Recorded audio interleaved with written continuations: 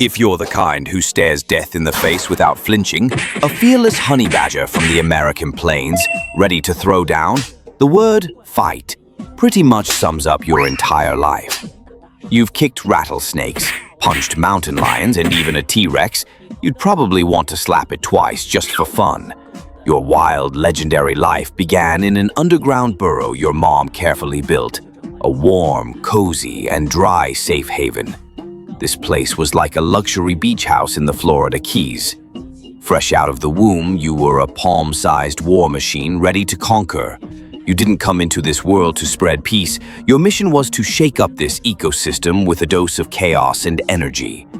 For the first 3 weeks, before you opened your eyes, relying only on your sense of smell, you depended entirely on your mom's care. Besides nursing, your mom also brought you small snakes and birds to eat. 3 weeks later, you opened your eyes only to find your mom wasn't in the burrow. You were home alone. That's when an uninvited guest showed up. A venomous rattlesnake. It bit you without mercy, and you hit the ground hard. But don't worry, you didn't die. The moment the venom entered your body, your powerful immune system kicked into gear. A single bite of rattlesnake venom could kill 20 humans. But for you, even as a baby, it only knocked you out for 2 hours. 2 hours later, you opened your eyes and stood back up, gave that hungry rattlesnake a solid smack, and chased it out of the burrow. When your mom returned from hunting, she sniffed the air in the burrow and knew exactly what had happened. She realized it was time to take you out of the burrow and start your real training. For the next 6 months, your mom put you through intense training. Your job was to watch how she hunted, how she gathered fruits, and how she outsmarted and fought big animals, always ready to throw down. After all, to survive on the American plains, you needed to master these skills. You roamed the American plains together. Mom did the work while you took mental notes. One day, you caught a sweet scent. Following it, you found it came from a beehive. Your instincts told you this was a gourmet treat.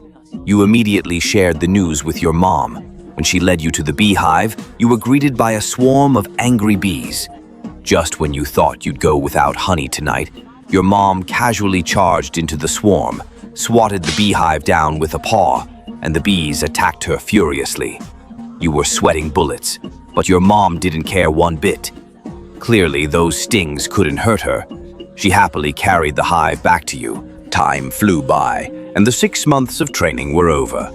Now fully grown, you'd mastered hunting and gathering skills, armed with fearless courage and unwavering resolve, like a ticking time bomb ready to explode.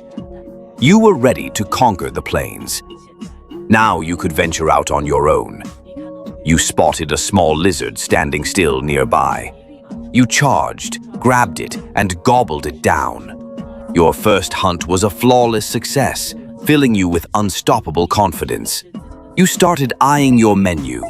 Mice, scorpions, reptiles, birds and their eggs, beehives, insects, other small mammals, even venomous snakes and rare plants.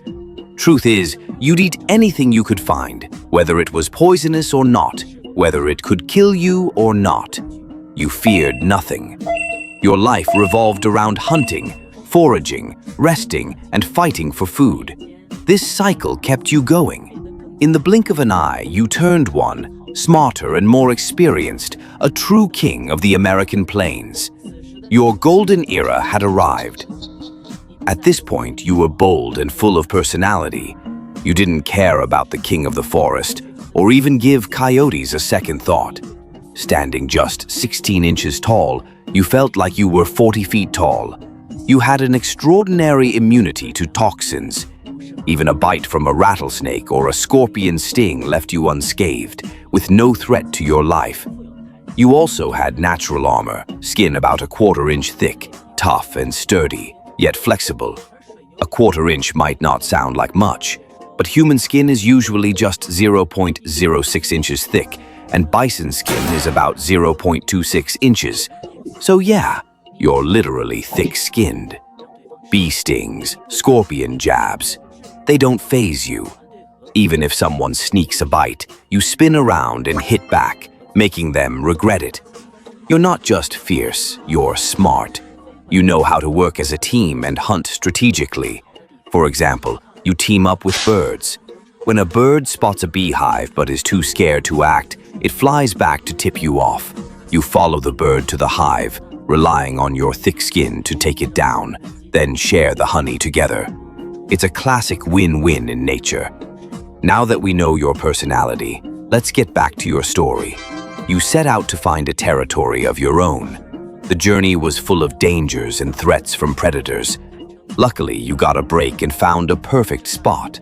Lush grass, plenty of water, and abundant food. A rare gem in the American plains. It's like the prime real estate of the wild.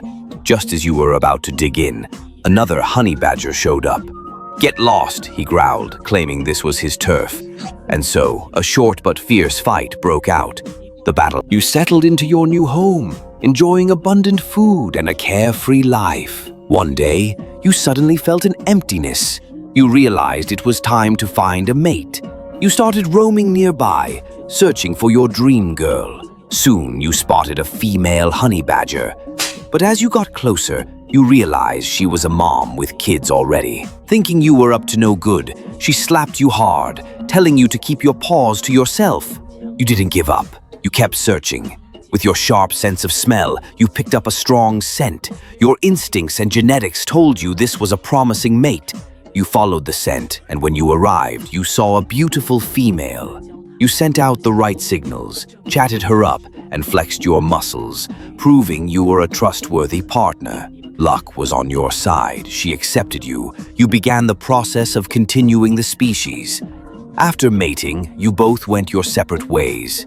She'd raise the kids with tough training, while you returned to your territory, back to your carefree life. Time marched on. You turned 3, more aggressive than ever. Even if a T-Rex stood before you, you'd probably throw a couple of punches. In the American wilderness, your life was filled with battles. Fights with mountain lions, coyotes, and snakes became your daily routine. One day, you took down a young antelope. As you prepared to feast, a pack of mountain lions appeared, claiming your prey as theirs. They wanted to steal your kill. No way you'd share with them. Despite their numbers, you refused to back down, fearlessly taking them on. Facing 5 fierce predators, you fought with everything you had, but soon realized this was a losing battle. You remembered how your mom handled things, and though it looked easy back then, it clearly wasn't. So you wisely stopped fighting and walked away. Life returned to normal. Day after day, you hunted, ate, rested, and fought for food and to pass on your genes. You learned to avoid picking fights with too many enemies, especially not taking on a pack of mountain lions. Time flew by. A familiar face appeared in your territory. The same rattlesnake you chased out of your burrow as a kid. It was back for revenge. A battle lasting hours began. Both of you were badly injured. At one point, it seized the chance and coiled tightly around you, nearly suffocating you. On the brink of death, memories flashed through your mind like a movie. You clenched your teeth, summoned your last bit of strength, and bit down hard on its neck. In the end, both of you collapsed. This fateful battle had no winner. You could say you both won and you both lost.